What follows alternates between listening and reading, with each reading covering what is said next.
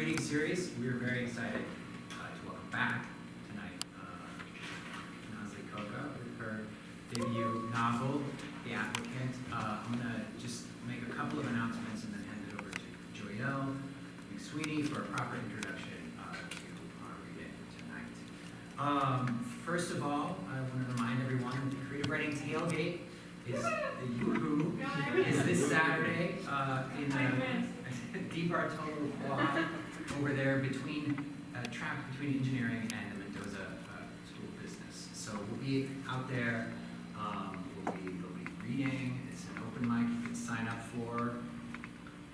We'll also have carnival and other festivities and catering from A Bite With Me. So come get your Korean barbecue taco, listen to some poetry, read some poetry, enjoy feeling the strangeness of the Notre Dame College football spectacle. And support PIT, which is related to the program through Paul Cunningham, who's from Pittsburgh. So, support the Panthers. The other things more literary are the MFA readings, which are coming up the next 2 Wednesdays. All right. Bond Hall. Yes. 7 p.m. First is poetry and then fiction next Wednesday, and then the following Wednesday, November 8th. And then the following Wednesday after that, November 15th, is going to be the inaugural Kelly Community Reading with Sophia Samatar. Yes. Very exciting. Thank you. Yes. At the library. At the central branch of the St. Joseph County Public Library. Come out and support your library, people. It's going to be big. And she's a fantastic writer, so it'll be very exciting. But to hold you over, tonight we have another fantastic writer, Nazlı Koca, who Thank you for coming out on this rainy night so we can all be together in community. And welcome Nazlı Koca back to the campus, back to Our Lady's University.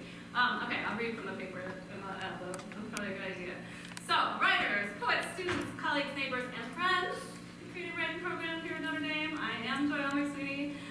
I've been on leave for a little while, but this is me for real and in real life. And I am, in fact, on the poetry faculty here at Notre Dame. And it is, of course, my great pleasure to welcome you all to this reading by the writing program's very own alumna, Nazlı Koca, on the occasion of her debut novel, The Applicant. So it was a great pleasure to work with Naz while she was in residency here at Notre Dame. In addition to her prose studies and work on her thesis, a version of which became the book we are celebrating tonight, Naz was also a member of my graduate poetry workshop, in which she brought an urgency and a generosity of spirit both to her own work and to discussion of pure and published poetry. And she was always a reminder that it is in the discussion of aesthetic matters, no matter how formal or technical, that the political becomes focalized. Like, as much as you can say that the political is transited and traversed by the aesthetic, you can also say that the aesthetic is always being transited and traversed by the political.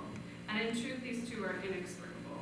And this is the root of the political's power to do violence on and via the aesthetic, and it's also the root of the aesthetic's power to interfere with, subvert, or else coalesce and even amplify political force. When I read Naz's work in draft for class, I was struck by her commitment to standing at the nexus of aesthetic and the aesthetic and the political, the tragic and the absurd, the individual and the family, the individual and the state, the worker and the workplace, the present instant as it is indexed by competing histories and futures, and even competing accounts of the present itself.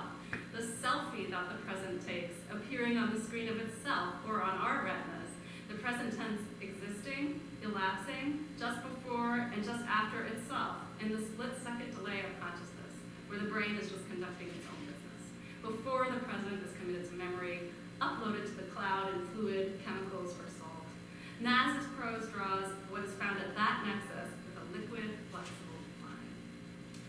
Revisiting the novel again for tonight's reading, at the distance of a few years, and in the midst of a present tense that is splitting open with conflict, with immeasurable competing claims on the past, the present, and the innumerable futures which I have to hope are not becoming less innumerable by the day, though I fear it, I read The Applicant a little more historically. alongside novels like Anna Sengor's Transit. So Sengor herself was an exile who then resettled in East Germany after the war, and in her novel Transit, which is set in occupied France, the various protagonists have silted down to the port of Marseille, where they attempt to arrange their escapes by bearing and circulating a seemingly infinite array of papers: exit visas and entry visas, stamps and seals, sworn affidavits, tickets, receipts, stolen yellow certificates of release from labor camps, which is referred to euphemistically as the labor service, altered marriage and birth certificates, secret letters, newspapers, posters announcing the arrival and departure of ships, and even a suitcase full of novel drafts.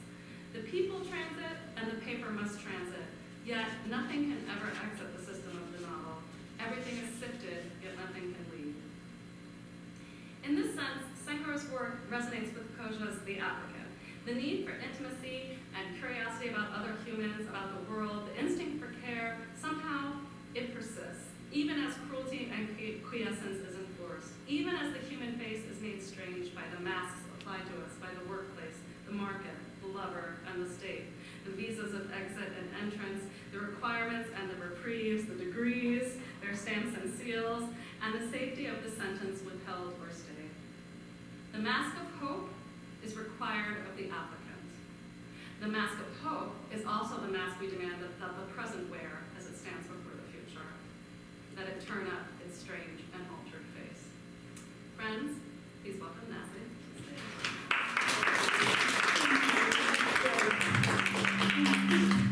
Little sonic boom. Hello everyone, thank you Joelle. Everyone, you have to take a class with Joelle. And even if you don't write poems, just annoy the poets and submit a paragraph. Because you need to be in the classroom where Joelle is not in charge. I wouldn't describe what Joelle's doing with saying in charge. But Joelle's there as a guide. So Joelle is the name mother of the applicant. Because when I was taking the workshop, I did a rewrite of Sylvia Plath's The Applicant. And at the time I was exploring other options. I guess my working title was A Cleaner's Diary. But Joelle was like, you should just call your novel The Applicant. But I wasn't even sure if Joelle would remember saying this. But yeah, when she said that, I was like, yes, of course. That's exactly what I have to do.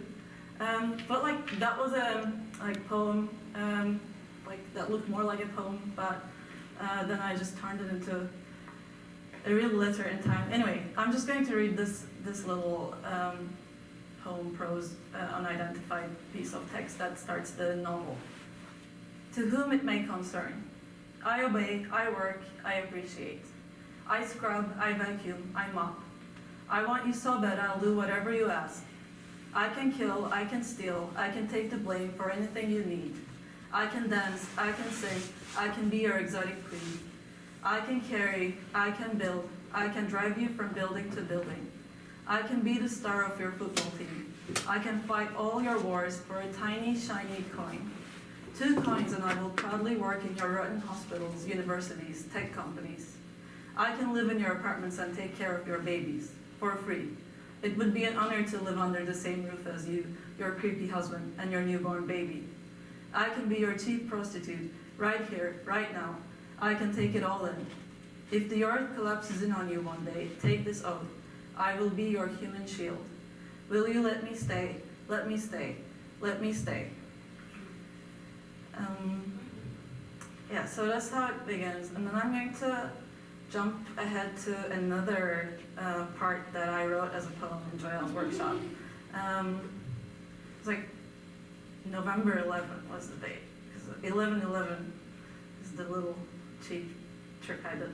November 11th's diary entry starts with saying, 11/11 was the name of a club in Istanbul before Gezi, before first love and before its loss, before a man with an AK-47 killed 39 people dancing in Reyna on a New Year's Eve, before the Bosphorus Bridge turned into the 15th July Martyrs Bridge, before we sold my childhood home to strangers and left without saying goodbye to anyone, not even the Mediterranean, not even the stray dogs and cats, not even him who was already underground. Anyways, past 12:12 now, and the club is long gone. We lost Beowulf long ago, in tear gas and water cannons. I wonder what happened to Machine, that tiny club in a basement where Taksim met Tarlowisha, and people would try to climb in there. Oh no, in Taksim met Tarlowisha, where I took my first drugs. The DJ cabin was a cage, and people would try to climb in there at the end of the night. It felt safer than the outside world, until that night the police burst in with tear gas. It was our first time out clubbing after the long summer of protests. The streets had been calm for a couple of weeks, and we'd all missed dancing so much, the ecstasy. We were punished immediately. We ran out of the basement like rats escaping exterminators. We coughed for days after and never went in there again. Okay, and then, interestingly, I guess I must have done this on purpose.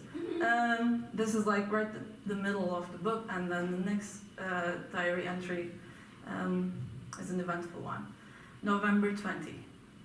On Saturday, after working the longest shifts of the week without a break, I went out to a fancy restaurant followed by bars with Ash and his mother, who was visiting from Dublin. We dropped the mother off at her hotel after she drank about 15 mojitos to forget that her ex-husband is getting married to a younger woman and all her kids are spending Christmas with them instead of her. Ash wanted to go clubbing. I hadn't been to a club since August. I had no desire to go, but what else was I going to do with my night? Ash said I didn't need to worry about money because he just got a promotion and he wanted to celebrate with a friend. I'd be doing him a favor. I feared that he'd never call me again if I turned him down. So I said okay, but we got rejected at the door by 3 clubs, which never happened to me before. Maybe the clubs too can sense that Berlin doesn't want me anymore. We settled for a bar across Vilna Renate, the last club that rejected us. 2 sips into our beers, Ash left me alone with a gram of coke and went to have sex with a guy with whom he exchanged dick pics on Grindr. I'll be back in 20 minutes. He lives just around the corner, he said. I didn't hear from him for the next 24 hours. I hooked up with a 33-year-old Swedish right-wing conservative tourist. He's never taken drugs or smoked a cigarette in his life, and his favorite food is American cuisine. Before he came over to my table and introduced himself, I was checking out the guy sitting next to him at the bar. But the Swede kept looking at me, not in a flirty way, but as if I were someone he knew, like a friend of his grandmother. No, like he was a grandfather trying to remember whether I was a friend of his grandchild.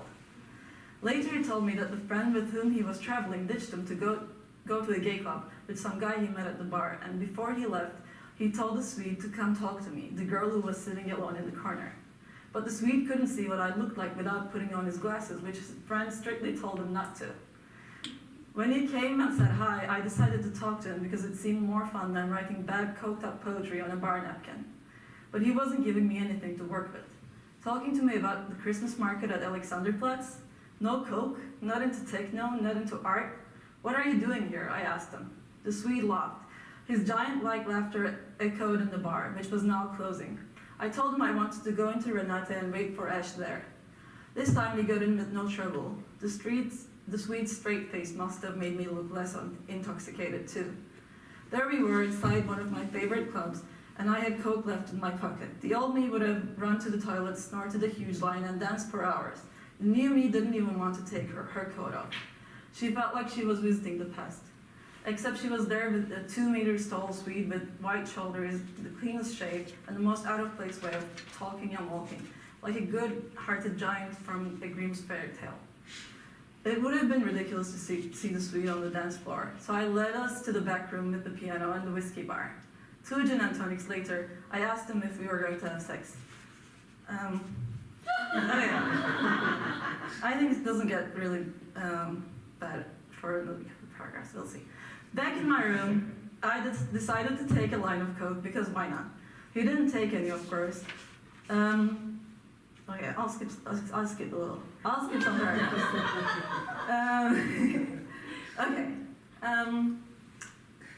Okay.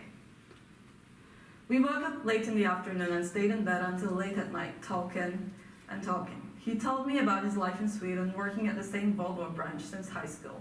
His father, mother, and his father's father all used to work there as well. He would have been happy working there until his retirement, had it not been for the divorce. Now he wanted something else, but didn't know what.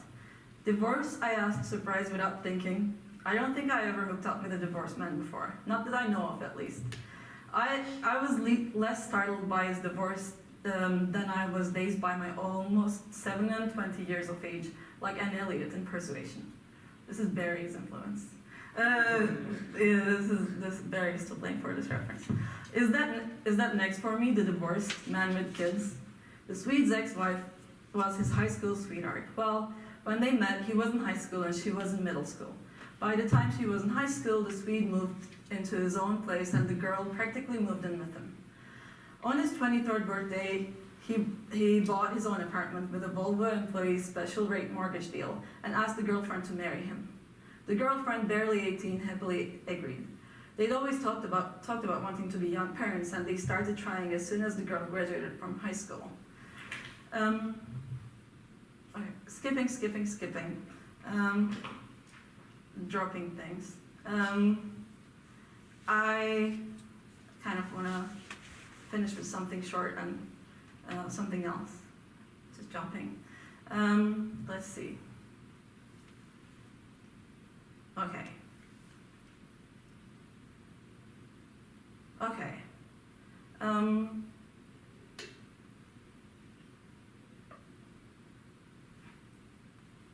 Spring is almost here. It's April 10.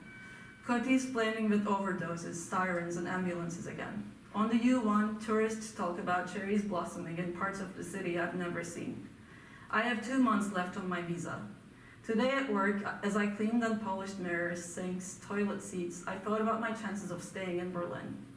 The court never responded to my request to set a hearing. None of the jobs I applied for got back to me. Even if I risked it all and overstayed my visa, there's no reason to hold on to the idea of home in our overpriced apartment after Heidi and Victor are gone. Where would I live? What if I went big to Turkey for 2 years before Gothenburg, or for good? How long before people realize I'm not the Layla they missed? What if the Swede changes his mind in the process? Could I ever become a novelist in Turkey? If I did, how long would it take for me to be put on trial and then in prison for my novels? All of the other cleaners finished their floors before the end of the shift and offered to help so we could all cook out early. They all seemed to know that I got fired for being a bad cleaner. I quietly handed over my mop, vacuum cleaner, and cart. Left with stinking trash bags in 2 hands in the middle of the hallway, it occurred to me that the only thing I was fast at was thinking. Still, no matter how many anxious thoughts I could fit into a split second, I knew nothing. I didn't know what else I could do to stay in Berlin. I didn't know the word for home in Swedish. I didn't know what 1 Turkish lira is now worth against the euro. So I switched to playing the final scene from Uzak in my mind, in which the main guy who once didn't want the main girl begs her to stay. The camera zooms in on his eyes first, then the girl's. She says yes, like Molly in Ulysses. That's also Barry. That's okay, I'll just stop here. Yeah. Okay. Pick anything. Okay. Anything you'd like to read. Do like free reading. Mm-hmm. Okay. But it was just like the end of the page, so. Okay, wait. Sad or funny? Okay. Okay. December 1st. After I waxed poetic about how much I like my job for a whole page yesterday, I went to work this morning to Okay, apparently the head of the maids thinks I'm such a bad cleaner that she assigned Ali to train me 1 more time. This time, Ali showed me his best tricks to make the head of the maids leave him alone. 1. Complain about the guests being extra dirty half an hour into the shift, even if they aren't, which they probably are. This will make her expect less from you. 2. If she's in the room, fold the blankets exactly the way she does. Stand on the right side on the bed and say ein, zwei, drei with each fold. Easing her OCD is your best shot at making her like you. 3. If she's not around, only vacuum windowsills and wall corners. She barely looks at the actual floor. This will help you not break your back trying to vacuum under the beds and lockers of 20 rooms every single day. 4. Skip the pink spray when cleaning the bathrooms. It's bad for your skin and who knows what it does to your insides. Just use the blue spray. It makes everything shine no matter what anyway. This will save you at least 10 minutes every time. 5. Listen to Turkish music. She hates Turkish music. It works like rape. Thank you.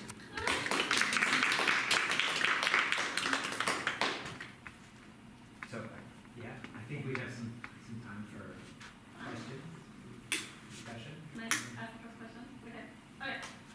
So I loved your reading. I loved how you made like a collage space of the novel for us, and that was super fun. And one thing that I'm not sure if people caught, but I bet they did, is there's all these inversions of expectations in this book. Like for example, Layla delimits everything that happens in the club as if it's her job, but then she kind of has fun at the job sometimes. There's seeds behind of it, which she kind of has fun. But then also there's moments of frivolity and humor, and then there's the super dark passage about going to jail for the novel. So I'm just wondering, in your own mind, how do you think about these moments where the tone might flip, or the invert, the expectation is just totally turned upside down about how something's going to be related, and something very serious is I don't know, is that kind of a method of the writing, or is it something? Is it your sense of humor, or both? I guess both. Mm-hmm. It's how I think and how I feel about the world all the time. I've never been depressed for a long period of time because I always find something to just get obsessed with and be really interested in, and motivate myself that way. It's not even it's not even up to me. But I'm also never able to ignore what's going on in the world. Mm-hmm. And I think everyone can count a bunch of labels as reasons for this, from mental illness to country or whatever. But I don't know. I'm trying to think outside of these things lately. So the thing is, though, I thought that everybody was like this for a long time, and now I'm realizing that some people aren't. But I still kind of believe that maybe they're not realizing that these things come to them too. When a thought or a feeling comes to certain people, apparently they're able to process it before it even comes, because they know they're busy doing something else, and then come to it later. But maybe I think the strength of this kind of writing comes from actually dealing with the good or bad, the sad or happy or funny, as they come. Because I can read 500 pages of sadness, and I like that. But when I read things like this, it makes me feel oh wait, there's enough room, enough letters to hold it all together, and that's helpful to me as a reader. You said enough letters? Yeah. I love that. I love that.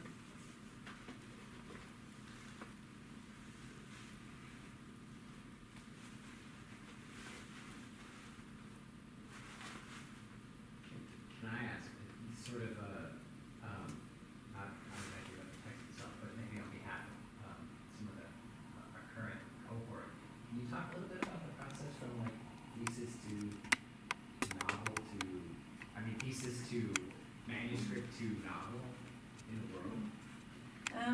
Yeah, so I wrote this, I don't know, I had all these different notes and short stories and poems, and I had potentially, I was going to either write a novel about a cleaner in Berlin, or a serial killer, lady who kills people and doesn't remember after she's done, what she's done.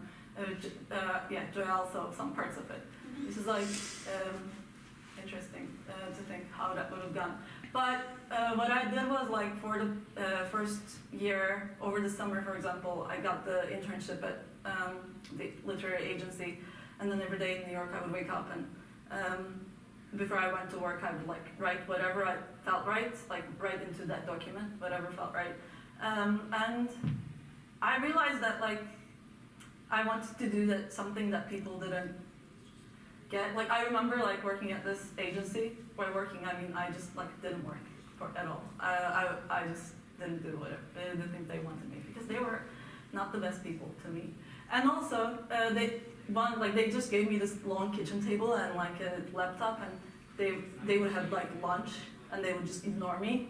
And one day they were having lunch, all these like fancy men and ladies, and they were talking shit about Ferrante, who is my, she's my mother basically. And they were saying like, I just don't get it. It's just so sad and like so bitter. And I don't know. I thought that like the serial killer was an easier escape to like be like that story would have been easier to love. But this story maybe it was a whole project to like learn how to love this and like make it exciting, but not for people who would not be interested in it anyway, but like people who would understand it. So after that summer, yeah, maybe like being in New York and being really close to like the agency and all these people and meeting like intellectuals in New York through friends, that like kind of made me feel like, oh wait, this can be one of these books that I'm seeing out here, like one of these readings that I'm going to at the bookstore. It could be one of them, and then like what should that book feel like to me? So I think that was a good moment like for where things clicked, because that wasn't a long time ago, that was 4 years ago. So, so maybe like this is the summer that like the same kind of click will happen for you. And then I came back here for my second year, and I was still like just doing fragments and things. And then like the pandemic happened. And when the pandemic happened, I spent all my days alone in my little apartment. And yeah, then like I realized I just wanted to do this. But I had these two short like it wasn't long enough, what I had for the novel, The Cleaner's Diary. I was like turning all the poems and all the things into like fiction, like changing facts about my life, making up characters, cutting stuff out, but it still wasn't long enough. And then like to meet the page limit, I added 2 short stories that I wrote that were also set in Berlin. And Steve was one of the readers of my thesis, and he wrote like, I would actually love to see these stories somehow like become a part of the novel.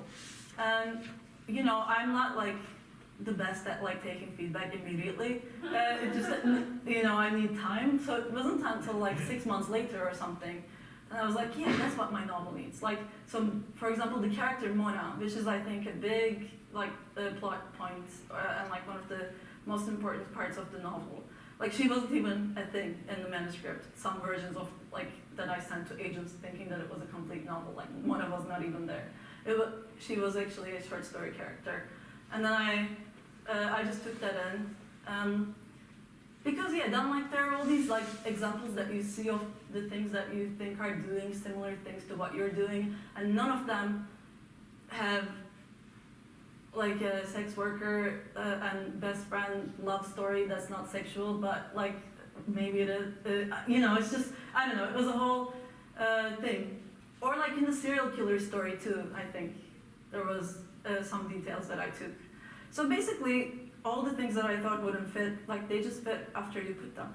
Last week, this poet Jenny Che was asking me like, how, you say that so easily, you say that you wrote it as a poem and then just turned it into prose, and I was like, and then Jeff, like a friend of ours, was joking. He was like, yeah, just like making line breaks in Word. And I was like, no, not even. Like, if you copy and paste a poem into your search bar, it turns it into prose. That's the answer to all your questions. I think it really helps to like write in one format, or like just like keep the door open, that like you can turn anything to anything. And that's kind of a bit different. Okay, some like practical things. I graduated, no job, nothing, devastating times, pandemic. I got contacts and I sent my manuscript to 3 big shot agents, like biggest ones. And they all ghosted me like after asking for my manuscript. So that's probably going to happen. So like one thing that everybody told me was don't go for the big agents, go for ambitious agent that's just starting.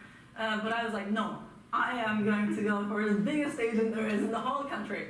But yeah, just if you want to avoid like 6 months of pause and like self-doubt, just find that ambitious agent that needs like maybe like in my case, my agent works for a boutique agency, and then he already had a bunch of book deals for nonfiction books, but he didn't have any novelists.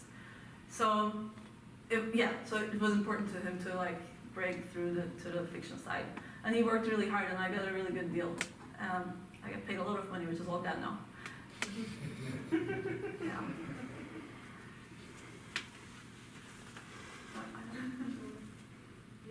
Oh, I was just gonna ask about, so you're talking about being in poetry workshop and like writing paragraphs, and then I like what you said about posting the poem into the search bar when it becomes prose. I was wondering if like, when you were writing those pieces, if you were writing them for the novel, or if you kind of like adapted them to it later, and what that process was like, besides the actual like form of the line breaks and stuff. Okay, that's actually a really good question. That helps me to specify this too for myself, because I wasn't writing them for the novel. I wrote them as poems, and I think that's why they fit like the novel so perfectly or like imperfectly, you know, because it gets repetitive after a certain point to be working on the same thing with the same story world. But when you let yourself think outside of that story world, then you write and think in different ways that you wouldn't have if you stayed in the story. But you know, obviously it won't, you know, fit for everything. I told you, I'm weird. It works for me, so maybe it will work for you too. I think it would. Yeah, I think you should try it. But yeah, then of course, now I don't know. You know, now that I've done that, like without thinking, I wrote these like heavy paragraphs for the novel, thinking that they were like separate poems. So I don't know if I'm ever going to be able to forget that. Because even in my diaries, I'm like, oh, I wrote a good line. That should go into my novel, when my diaries are supposed to be like stream of consciousness stuff. So, but that's a later problem, I hope, for you. So, yeah, maybe you can forget what I said, the second part. Yeah. Yes, I was just gonna ask, like throughout the novel, it seems like political is very interwoven with personal, and obviously coming from diary entries. But were you also researching, I don't know, like political fiction at the same time as writing it, or did it even require any research, or was it all just kind of your gut feeling coming out into the novel? I did a lot of research, and you know, while I was like, before I turned in the thesis. I remember I printed my novel, I mean, it's not the original, just the cliche thing. I printed all the pages and then put them all, like taped them all on the walls of my studio apartment. I wonder if anyone lives there, because a poet lived there before me. Then after me, I think another poet moved in. It was like at the end of the street. Anyway, it was like this $500 studio apartment, where I would like smoke my cigarettes and I would make my computer read my novel to me and walk around in my apartment. I also I googled everything that happened in the years that the novel is set, like world news and Turkish news. Obviously, I remember those things. That's why I wrote things that were like already influenced by those events. But then I wrote them in the little post-its and mapped them out. And then I changed details about like today, like on the radio, Trump is saying stuff about immigrants not being let in. Or like there's the Kurdish referendum going on. So all those things that I wouldn't remember the exact dates. I did a lot of research and like looked at what the press said, and like what German press said, like and what Turkish press said, what American press said, like what would Layla, depending on that day, like who she was hanging out with. If she was hanging out with an American friend, maybe it would be different, the conversation, or a Turkish friend, which is which definitely helped me structure the thing. I also did a period cycle for Layla, which I think was really helpful too, because that affects sometimes how intensely you feel things too. I mean, not always, but you know, it does for me, or did. I don't know. So whatever you believe in, whatever like moon cycles, you know, like just I think it really helps to think about like what kind of a character is my character. What changes the way she feels every day? Like, is she the type of person who wakes up and listens to the radio, or is she waiting for a new episode of the show? Like, how do these things affect her? And like in Layla's case, she's all of them. So it is kind of a mess. But there is a structure to it that only Layla can understand.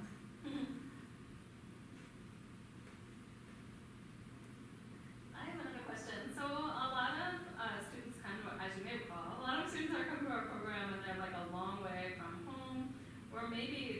chosen to be a long way from home, or the like community of origin or family of origin. And they might be writing work now, or writing their way into work that feels very far from that, or very different from like maybe expectations that that community of origin might have tried to tell them about the world, or that kind of thing. Do you have advice for writers who are working on projects that might be in that dynamic, like they're far, either literally far from the home, or they're just very far from the cultural context that maybe their community of origin had imagined for them? Like, do you have advice about how to like write those projects when you're carrying around that kind of second kind of framework? Or So, I personally am interested in like transnational stories. I do want to find a better word for it. Not nomad either. Like all these words are taken by theorists, and it's like not quite any. But you know, just like the people who are trying to break out of the idea that like my nation is my people, or like my host country is my people, but instead all the other nomads here, and all the people, even if they couldn't leave their countries in the host country, if they're weirdos, they're my people. And like so. That's the kind of world I'm interested in reading and writing about, and in that way, it's easy because your topic becomes the difficulty of trying to remember the country and the disconnect that you feel. So you can pull from your own life experiences. Or I recently started reading Yoko Tawada. Yeah, like, so what's that book? Where Europe begins? No, like the Latin. It's like where like she's from the land of sushi without a name, and she's in Europe going to like a big land of sushi language conference. Anyway, like there was a New York Times review about it. I keep thinking about that title. I don't think it was like anything. The novel, the title of the article was like, "What happens to nationalities when nations disappear?" So that's like another good way of entering it, and even if you live in your host country, I think that's a good way to think about like what happens, what could happen when you just make your existing like country disappear and see where that takes you. But also, I've been obsessed with America from Kafka. So then there's another New York Times article that like. It's just, I don't know, I'm just like so upset with that article. It's like, America, question mark or something. And it's like, it says that like Kafka's America is clearly not America, he's never been here, so it's only a cipher of his imagination. Okay, now I have all these good answers lined up in my mind. So like, that's really like frustrating because like what is not a part of someone's imagination? Like for example, okay, this is the more solid part of the answer. James Baldwin wrote Another Country from Istanbul, Turkey, and he named the novel Another Country, and then he signed it like Istanbul 1960 something. You know, like he gave you all the things that are screaming at you that like you should not view this as your good old great American novel. But like anyway, at first people didn't because they didn't love him that much when he was alive actually, and then now like people love to talk about it as like the American novel, but like I think what he was trying to say is like there are so many Americas in America, and like this story, because the story is mostly set in the US, but the story that I'm telling you is like another America than you know.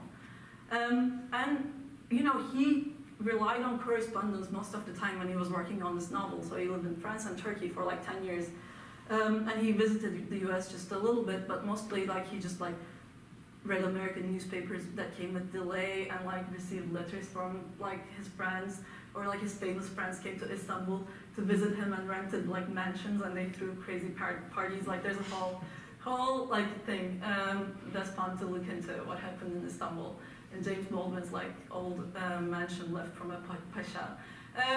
So yeah, what I'm trying to say is even if you live there, like who is to say that you would know anything about the country? Like when a journalist publishes an article about the American syndrome today that everyone is experiencing, that journalist is making maybe a maximum of like 50 phone calls. That's not America, you know? Or like when people call any novel that comes out right now saying like, this is the American novel, this is the what novel. Like how many people have actually even read that novel? So basically people love to talk about literature and countries, big words, like all encompassing words, but, and I do too sometimes, you know, in real life.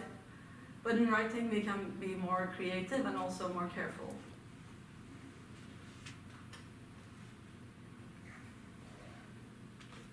I've got like a kind of a boring question, honestly, but like as like a professional writer, what does your like daily process look like? Like how often are you writing? For how long are you writing? Like are you reading? Like what are you reading? Like what does it look like, especially like transitioning into like being a professional writer full time?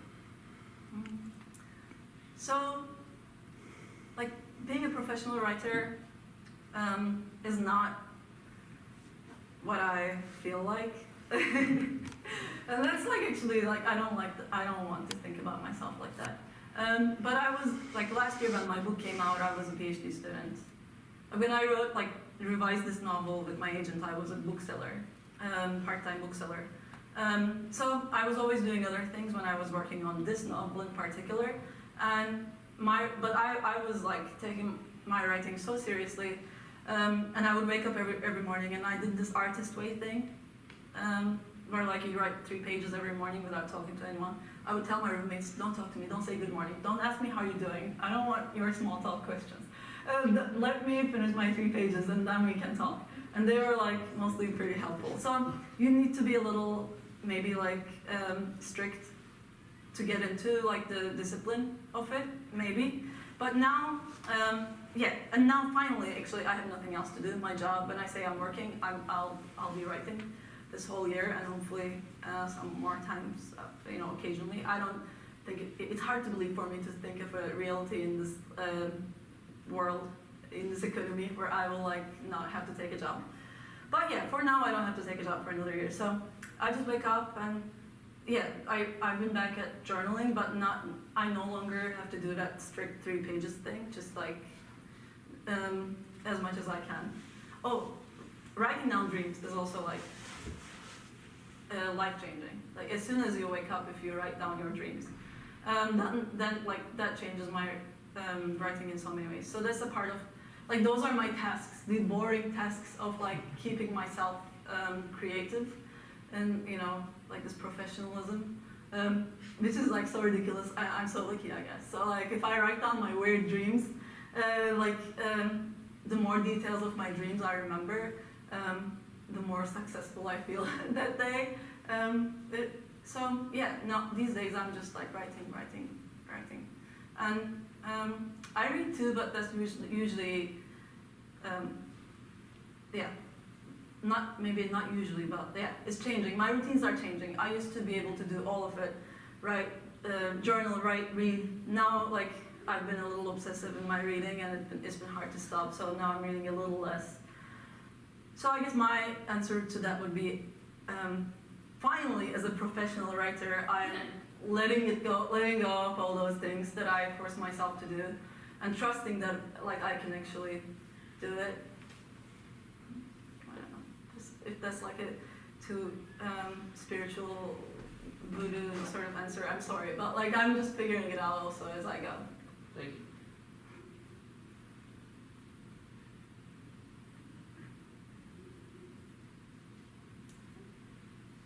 If there aren't any more questions, I will say there are copies of the book available Get it.